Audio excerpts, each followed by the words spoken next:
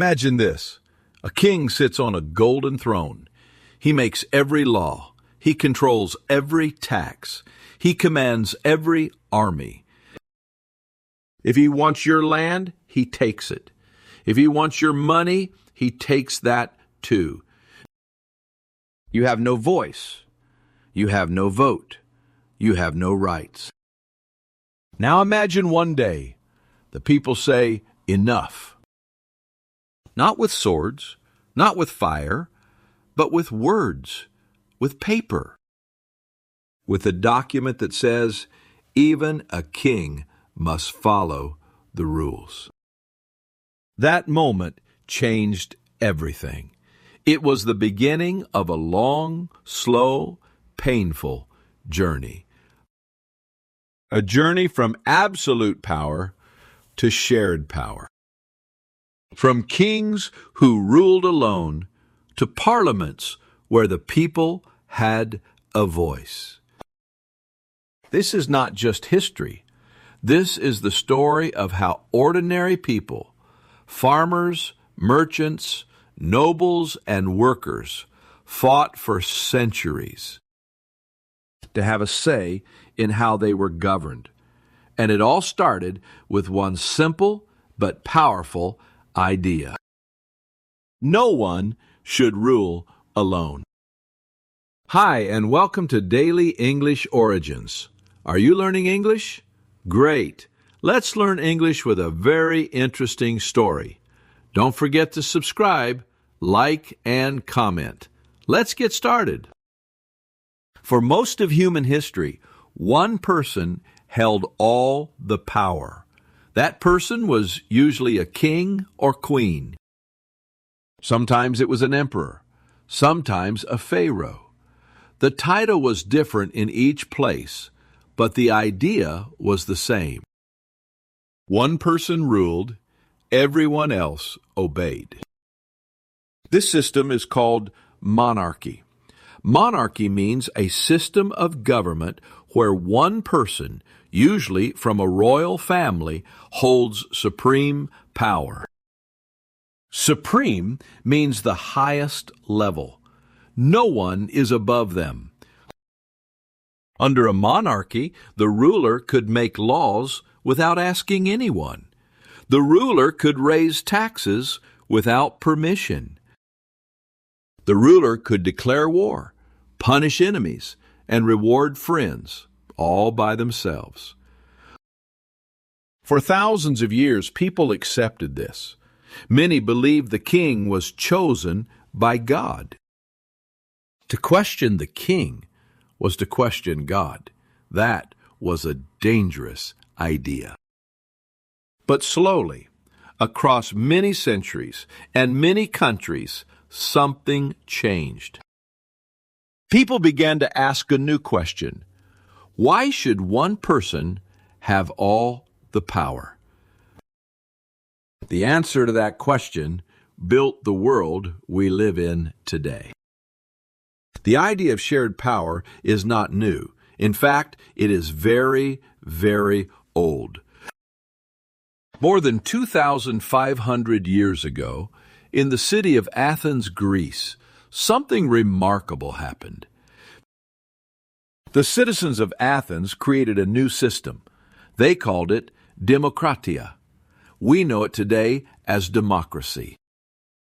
Democracy means a system where the people have power, where citizens vote and make decisions together. In Athens, free male citizens could gather in a large open space called the agora. The agora was like a public square, an open area in the center of the city where people met to talk and trade.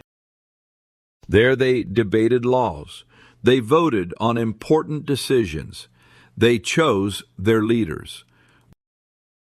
This was revolutionary. Revolutionary means completely new and different, something that changes everything. But Athens was not perfect. Women could not vote. Enslaved people had no rights. Still, the seed was planted. The idea was born: government can belong to the people. Across the Mediterranean Sea, the Romans also experimented with shared power. Rome created a Senate. A Senate is an assembly, a group of elected representatives who debate and create laws. Roman senators were mostly wealthy aristocrats. Aristocrats are people from powerful, noble families. But the principle was important. Even in Rome, one man was not supposed to rule alone. These ancient experiments would be forgotten for many centuries, but the ideas never truly died. After the fall of Rome in 476 A.D., Europe entered a period of deep instability. Instability means a lack of order and safety. Cities collapsed, trade stopped, learning and literacy, the ability to read and write, declined sharply. Power broke into thousands of small pieces. Local lords controlled small territories. Warlords fought each other constantly. Strong men with armies became kings, and kings became absolute rulers. This system was called feudalism. Feudalism was a system where a king owned all the land and gave pieces of it to powerful nobles. Nobles are wealthy landowners from important families. In return, nobles promised loyalty and military service to the king. Under feudalism, ordinary people, called serfs or peasants, had almost no rights. A serf was a farm worker who was legally tied to the land. They could not own property. They worked for the Lord, and the Lord worked for the king. Everyone served someone above them. The king served only God. This rigid system lasted for hundreds of years, but it also created deep tension. The nobles became powerful, and powerful nobles began to ask, why should the king have more power than us? That question would eventually crack the entire system open. The most important early step toward representative government happened in England in the year 1215. King John of England was not a popular ruler. He raised taxes again and again to pay for expensive and failed wars. He punished nobles without fair trials. He ignored the traditional rights of the church and the aristocracy. The powerful nobles of England had enough. They were called barons. A baron was a high-ranking nobleman, one of the most powerful men in the kingdom below the king. These barons gathered their armies and marched against King John. King John was outnumbered and had no choice. He was forced to sit down with the barons and negotiate.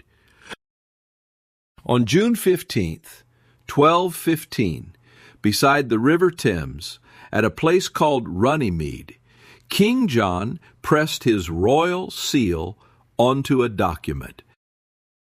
That document was called the Magna Carta. Magna Carta is Latin. It means the Great Charter. A charter is an official written document that grants rights or establishes rules. The Magna Carta was revolutionary for its time. It stated that the king could not imprison a free man without a fair legal process. It said the king could not raise taxes without the agreement of the barons. It established, for the first time, that even the king is not above the law. This was a powerful idea. The law is bigger than any single person. No ruler, no matter how powerful, can simply do whatever they want. The Magna Carta did not create democracy. It did not give rights to ordinary people. But it planted something vital, a written legal limit on royal power. The word parliament comes from the French word parler, which means to speak. A parliament is an assembly, a group of people who come together to speak, debate, and make decisions about how a country is governed. After the Magna Carta, English kings needed more money. Wars were expensive. Running a kingdom was expensive. But the Magna Carta had established a rule. New taxes required agreement. So the kings began calling meetings.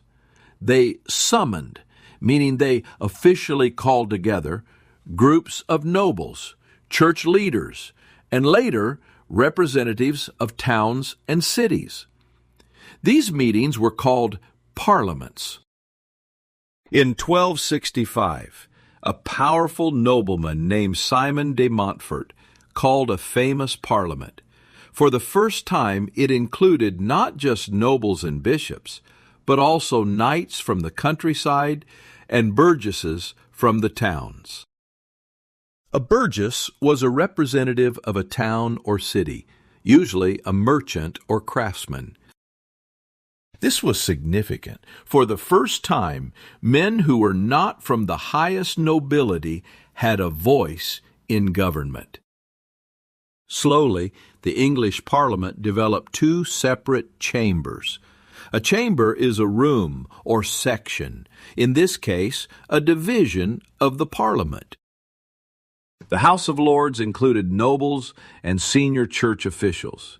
The House of Commons included elected representatives from towns and counties, ordinary men of property and business. This two-chamber system is called a bicameral legislature. Bicameral simply means England was building something new, imperfect, slow, and unequal, but new. England was not alone in developing representative assemblies. Across Europe, similar bodies were forming. In Spain, they were called the Cortes. In France, the Estates General. In Scandinavia, there were things, ancient assemblies where free men met to resolve disputes and make community decisions. Each country had its own version of the same basic idea. Important decisions should not be made by one person alone. In Iceland, one of the oldest parliaments in the world was established around 930 A.D. It was called the Althing. Free Viking settlers gathered each summer at a large outdoor assembly to debate laws and settle disputes.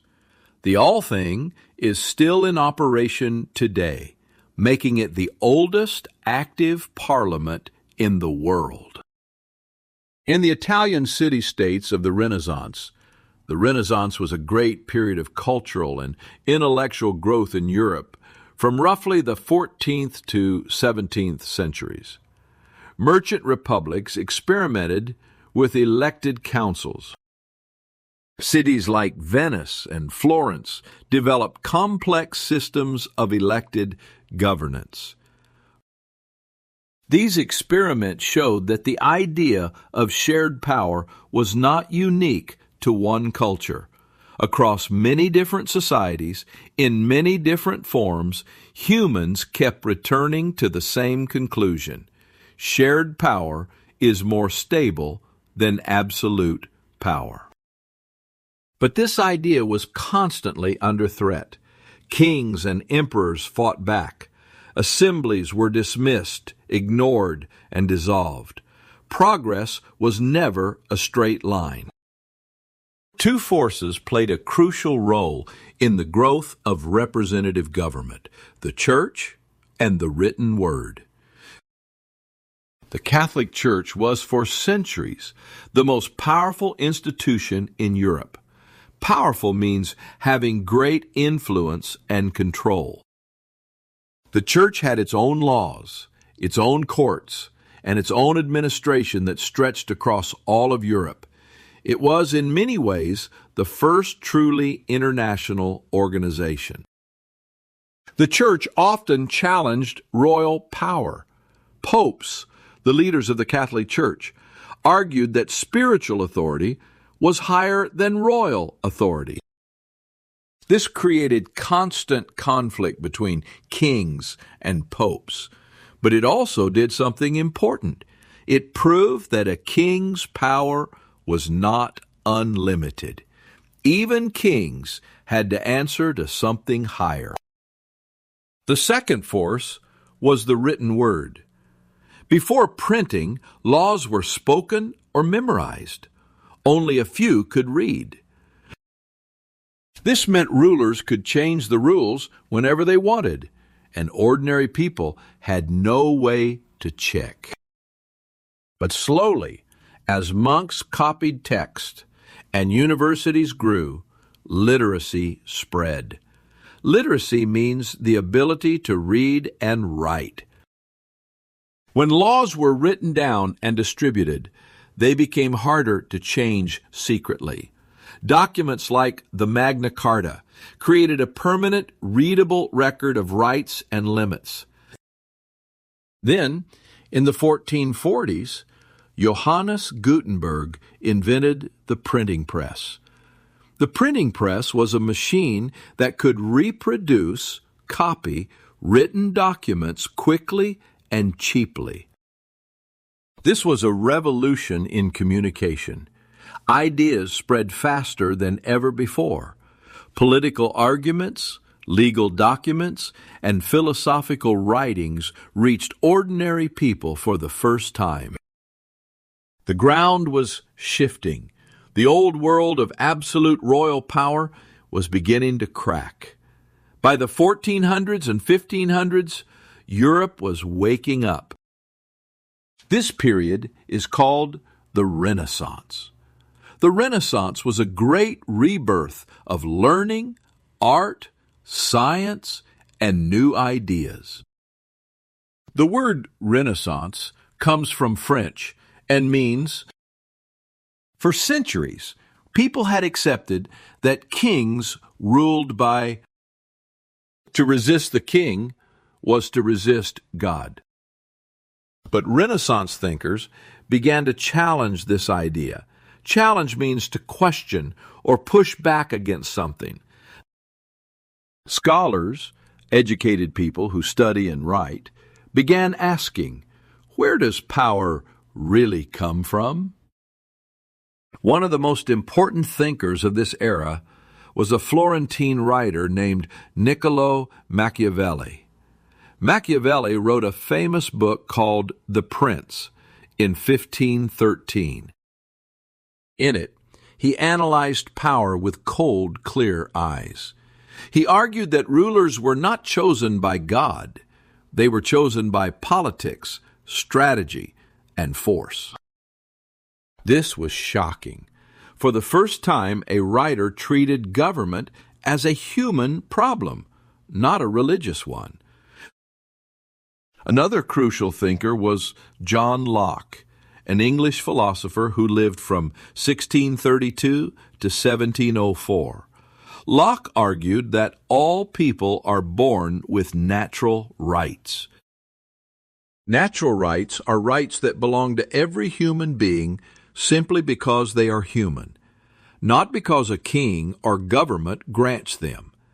These rights include life, liberty, and property.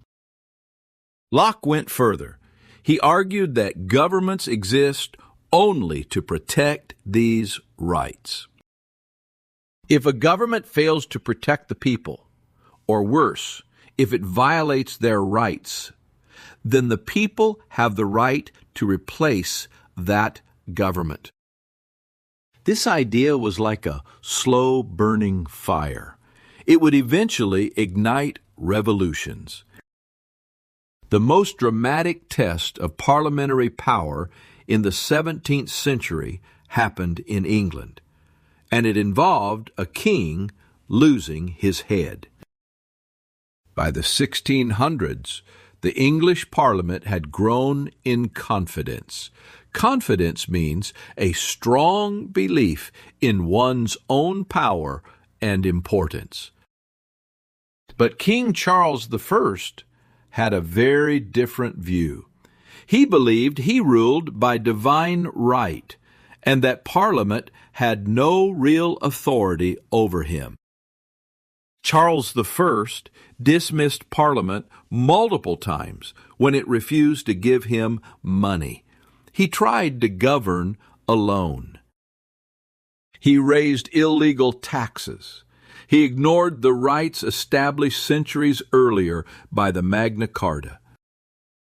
Parliament pushed back. A powerful member of Parliament named Oliver Cromwell led the resistance. Resistance means organized opposition, a group of people fighting against a powerful authority. The conflict exploded into full civil war in 1642.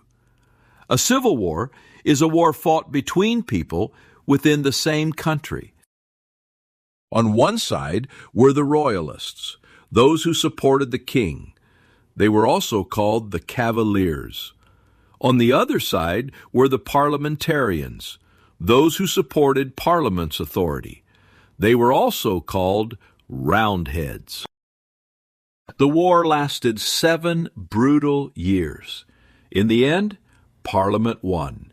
King Charles I was captured, put on trial, and, in an act that shocked all of Europe, executed. Executed means officially killed as a legal punishment. On January 30th, 1649, the King of England was beheaded in public. This was extraordinary. For the first time in European history, a parliament had put a king on trial, found him guilty, and ended his life. The message was unmistakable. The king is not above the law. No one is. The English Civil War did not instantly create a stable democracy. After Cromwell's death, the monarchy was actually restored, meaning the king came back. Charles II and then James II returned to the throne. But Parliament had changed. It was stronger, more confident, and less willing to accept absolute royal power. King James II was Catholic in a Protestant country. He appointed Catholics to powerful positions, issued religious decrees without Parliament's approval, and acted more and more like an absolute monarch. Parliament watched with growing alarm. In 1688, Parliament took a dramatic step. They secretly invited a Dutch prince, William of Orange, to come to England with his army and replace King James. James II fled to France without a battle. This peaceful transfer of power is called the Glorious Revolution. Glorious because it was almost bloodless. Very little blood was spilled. Revolutionary because it permanently changed who held power in England. After the Glorious Revolution, Parliament passed one of the most important documents in political history, the English Bill of Rights in 1689. A Bill of Rights is an official document that lists the basic rights and freedoms of citizens that the government cannot take away. The English Bill of Rights stated that the king could not suspend laws without Parliament's consent. Consent means agreement or permission. The king could not raise taxes without Parliament's approval. Parliament must meet regularly. Citizens had the right to free speech inside Parliament. Cruel and unusual punishments were forbidden. England was now, in practical terms, a constitutional monarchy. A constitutional monarchy is a system where a king or queen serves as head of state, but their power is limited and controlled by a constitution. A set of written laws and rules that everyone must follow, including the ruler. Power had shifted permanently. The ideas born in England crossed the Atlantic Ocean and started a new country. By the mid-1700s, Britain controlled 13 colonies along the eastern coast of North America. Colonies are territories controlled by a foreign country.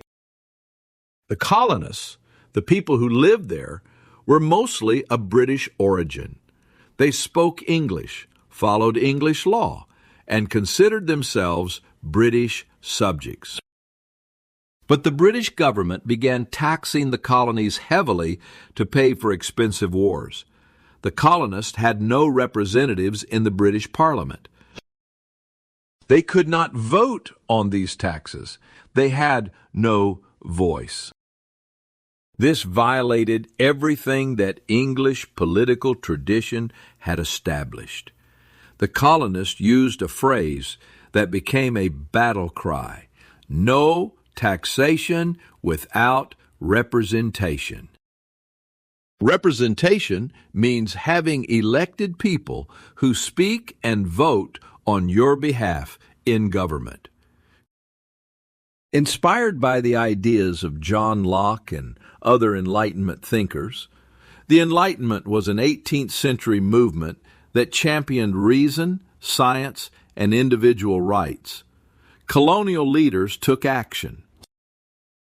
On July 4th, 1776, representatives from the 13 colonies signed the Declaration of Independence. This document, written primarily by Thomas Jefferson, declared that all men are created equal and possess natural rights. It stated that governments derive, meaning get, their power from the consent of the governed. If a government fails the people have the right to change it. This was John Locke's philosophy transformed into a founding document of a new nation. The American Revolution that followed was long and difficult. But in 1783, the United States won its independence from Britain. In 1787, American leaders gathered in Philadelphia to write the Constitution of the United States, one of the most influential documents in political history. The Constitution created a republic. A republic is a form of government where citizens elect representatives to govern on their behalf. Power belongs to the people, exercised through their elected leaders.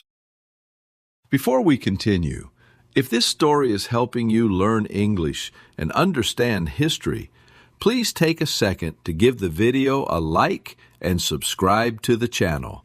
Every like truly helps this channel grow, and it means we can keep making quality stories like this one for you. Thank you so much. Now, let's continue.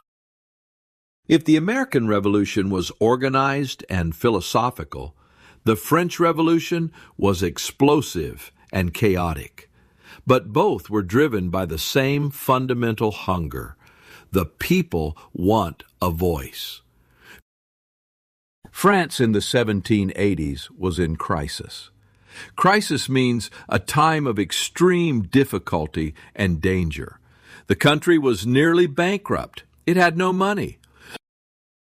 Ordinary French people paid crushing taxes, while the nobility and the church paid almost nothing. Meanwhile, bread prices soared. People were hungry and furious. King Louis XVI was weak and indecisive. He called a meeting of the Estates General, France's long-dormant assembly that had not met since 1614. Dormant means inactive, like a sleeping volcano. The Estates General represented three groups: the clergy, church leaders, the nobility, and everyone else, the Third Estate, which represented about 97% of the population.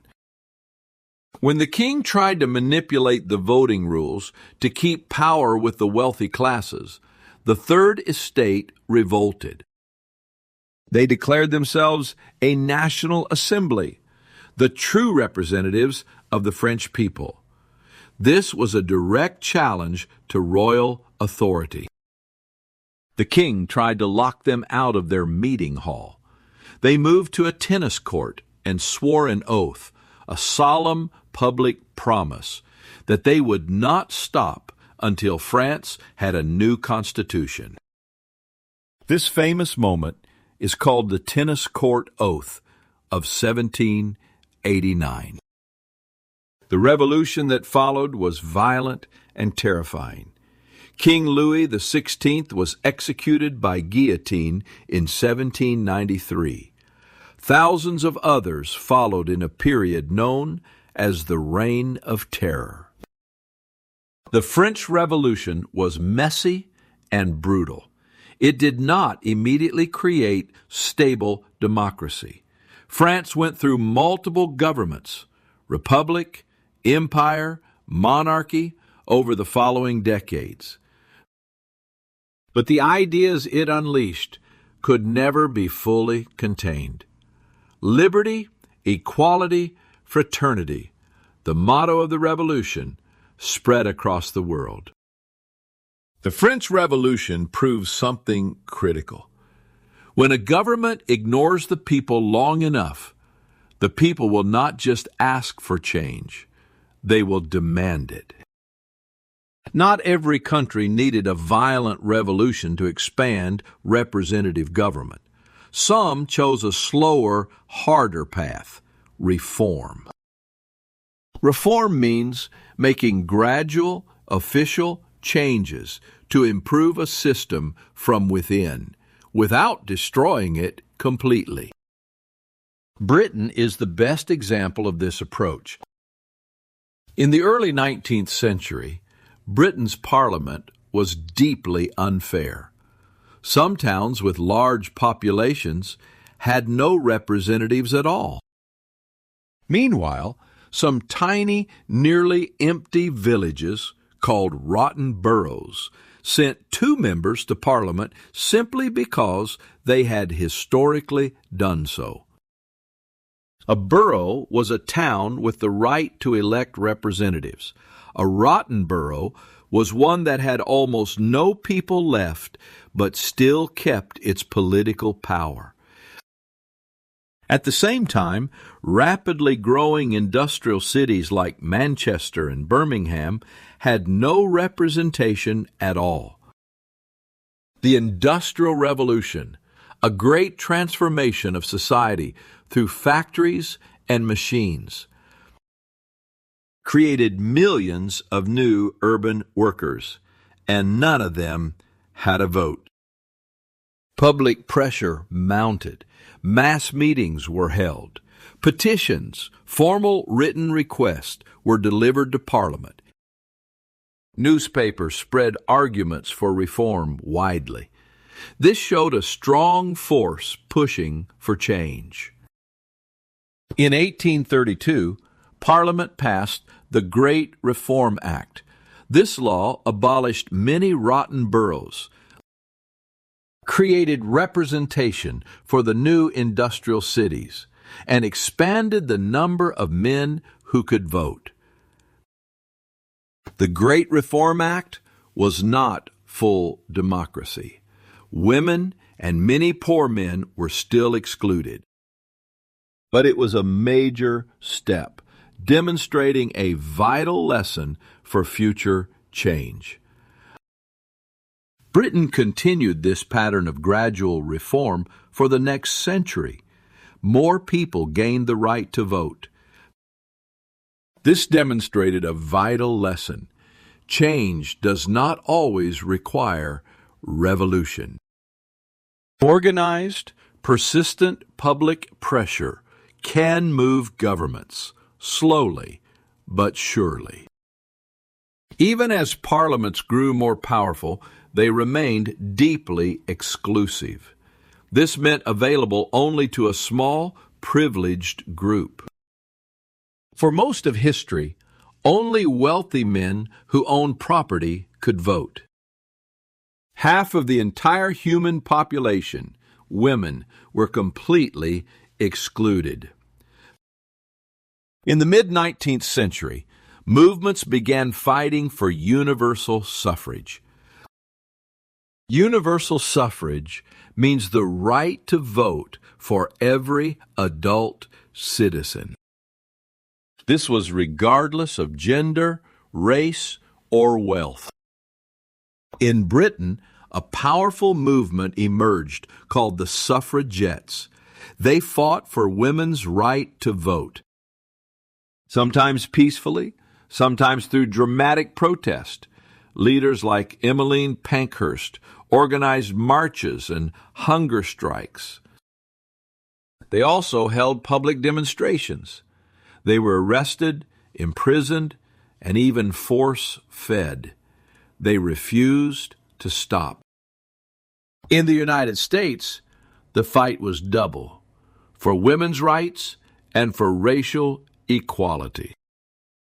After the Civil War, 1861 to 1865, the 15th Amendment to the Constitution gave black men the right to vote, in theory. In reality, states used violence, literacy tests, and other tactics to prevent black citizens from voting for nearly a century more. Women in the United States won the right to vote with the 19th Amendment in 1920.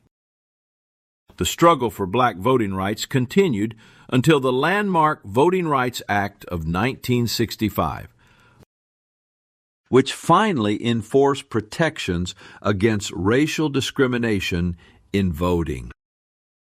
These battles revealed a hard truth. Creating a parliament or writing a constitution is only the beginning. The real work, ensuring that everyone is truly represented, is a long and ongoing struggle. The history of representative government is not a clean upward line. It is a difficult, painful, often interrupted climb toward a more just and inclusive system. By the late 19th and early 20th centuries, representative government had spread beyond Europe and America. But the path was never smooth. The 20th century was a century of extremes. On one side, democracy expanded to more countries than ever before. On the other side, powerful forces tried to destroy it. In the 1920s and 1930s, economic collapse and social instability opened the door for dangerous new political movements. In Italy, Benito Mussolini rose to power and established a fascist dictatorship. Fascism is an extreme political system where the government holds total power. Individual rights are crushed. Nationalism, extreme pride in one's nation, was used to control people. In Germany, Adolf Hitler and the Nazi Party did the same, with catastrophic consequences. A dictatorship is a government where one person holds absolute, unrestricted power.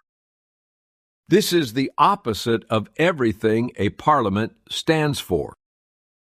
World War II, 1939 to 1945, was, at its core, a conflict between authoritarianism versus democracy. Authoritarianism means a system where leaders demand total obedience and citizens have no real power. When the war ended, democratic nations worked to rebuild after the defeat of Nazi Germany and Fascist Italy. In 1945, the United Nations was founded, an international organization where countries would meet and talk. The UN was a kind of global parliament, imperfect, slow, but built on the belief that conversation is better than war. In 1948, the UN published the Universal Declaration of Human Rights. This document declared that every human being has fundamental rights no government can take away. Fundamental means basic and essential. It was signed by nations from every continent. It was a statement. The struggle for human rights and representative government belongs to all humanity. Dramatic political transformations happened across Asia, Africa, and the Caribbean as colonized peoples fought for independence. Colonization is the process by which a powerful country takes control of another land and its people, exploiting resources. By the early 20th century, European empires controlled vast territories across the globe. After World War II, these empires began to collapse. The reasons were many. The war had exhausted Europe financially and morally. Colonized peoples demanded equal rights. The language of democracy and human rights became a weapon in the hands of independence movements. In India, Mahatma Gandhi led a powerful nonviolent movement against British rule. Nonviolent means using peaceful protests, boycotts, and civil disobedience to draw attention to injustice. India won independence in 1947 and became the world's largest democracy. In Ghana, Kwame Nkrumah led his country to independence from Britain in 1957.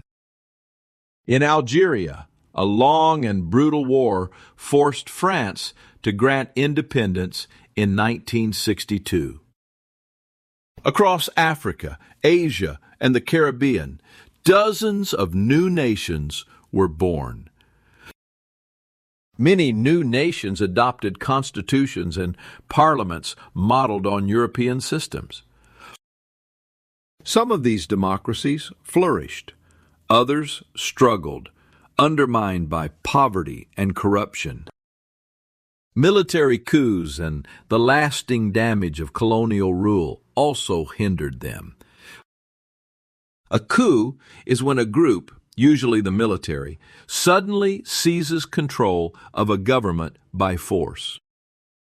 But the spirit of self-governance, the belief that people should have a say in how they are ruled, could not be extinguished. Extinguished means put out completely, like a fire. While new nations were being born, the world was dividing into two enormous camps. After World War II, two superpowers emerged. A superpower had overwhelming global influence. The two superpowers were the United States, a capitalist democracy, and the Soviet Union, a communist state. Communism is a political and economic system where the state owns all property and controls the economy. In practice, communist states like the Soviet Union were one-party dictatorships. The people had no free elections, no free press, and no real parliament with genuine power. This conflict between democracy and communism is called the Cold War. It was cold because superpowers never directly fought, but competed intensely across the globe. They supported opposite sides in conflicts everywhere from Korea to Vietnam to Angola. In Eastern Europe, Soviet-backed governments controlled countries like Poland, Hungary, Czechoslovakia, and East Germany. A journalist named Winston Churchill famously described this division with a powerful image. An iron curtain had descended across Europe, separating the free West from the communist East. But people behind the Iron Curtain never stopped wanting freedom.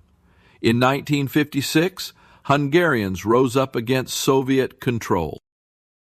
In 1968, Czechs tried to create a more open system in the Prague Spring, until Soviet tanks crushed it.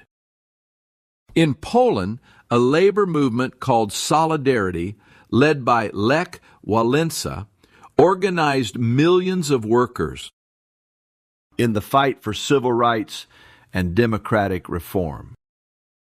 The pressure never stopped building. In 1989, the world watched in astonishment as one of history's most dramatic political changes unfolded. It began in Poland, where free elections were held for the first time in decades. Solidarity won overwhelmingly. Then Hungary opened its borders. Then mass protest erupted in East Germany. People gathered in enormous crowds in cities like Leipzig and Berlin, chanting, "Wir sind das Volk." That means, we are the people. On November 9th, 1989, the East German government announced that citizens could cross freely to West Germany.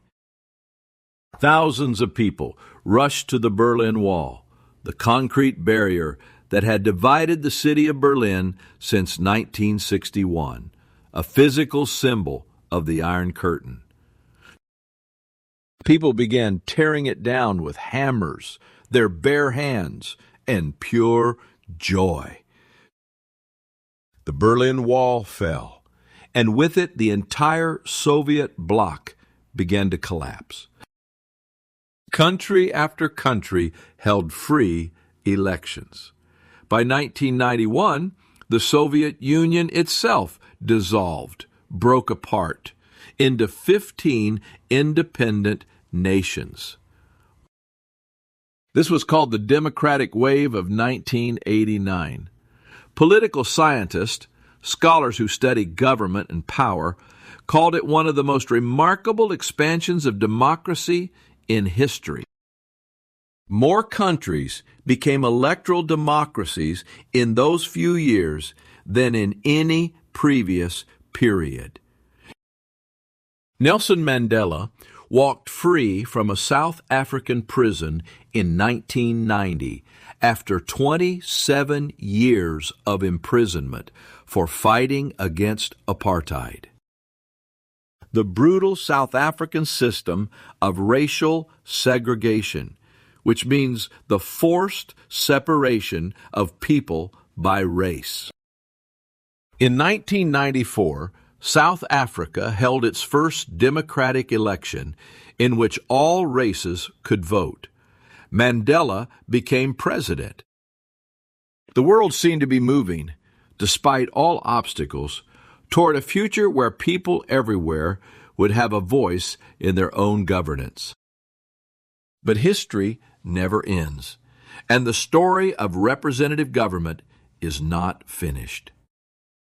In the 21st century, democracy faces serious new challenges. A challenge is a difficulty that tests strength and resilience. One challenge is polarization.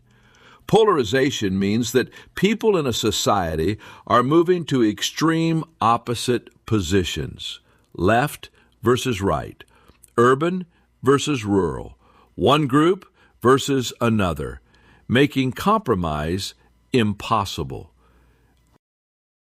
Compromise means finding a middle ground where both sides give something and gain something. Without compromise, parliaments become paralyzed. Paralyzed means unable to move or function.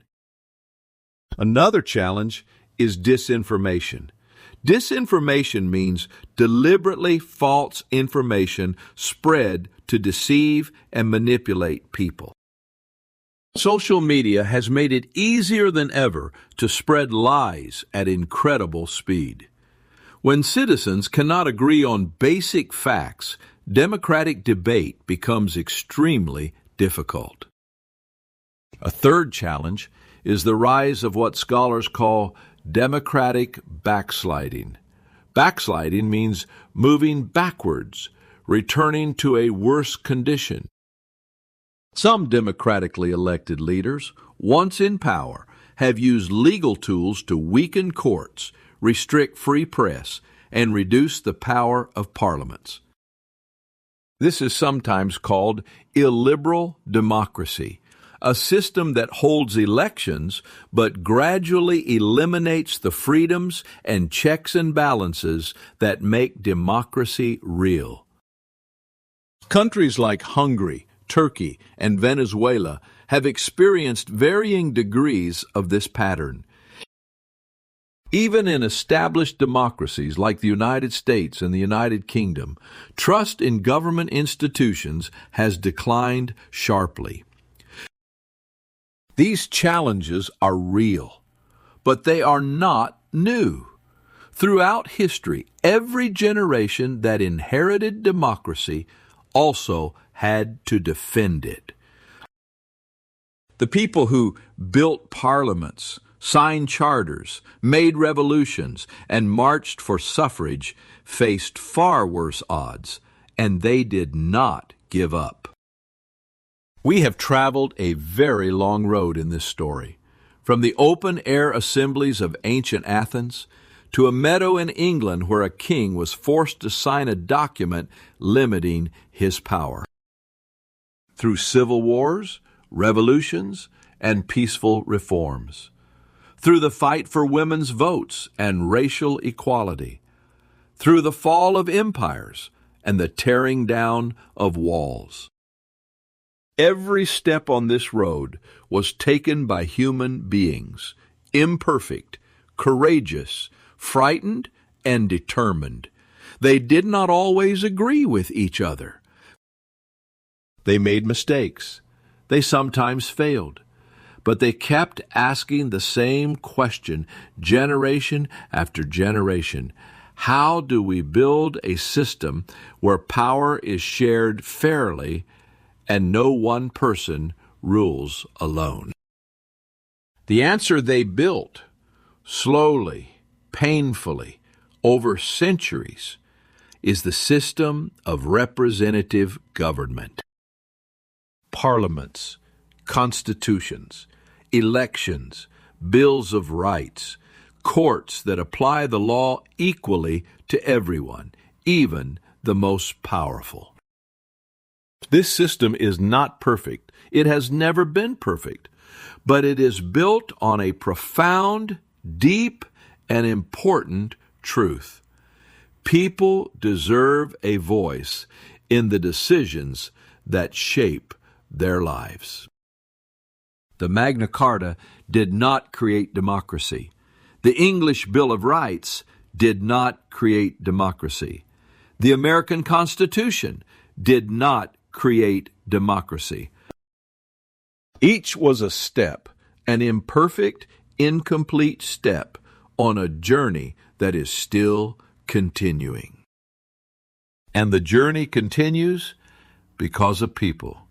Ordinary people who sign petitions, who vote, who protest peacefully, who write and speak and refuse to be silent, who teach their children that power must be held accountable.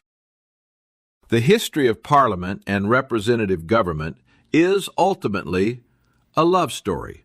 Not a romantic love, but a deep, stubborn, unbreakable love of something worth fighting for. Freedom, voice, dignity. And as long as people carry those values in their hearts, the story will never be over.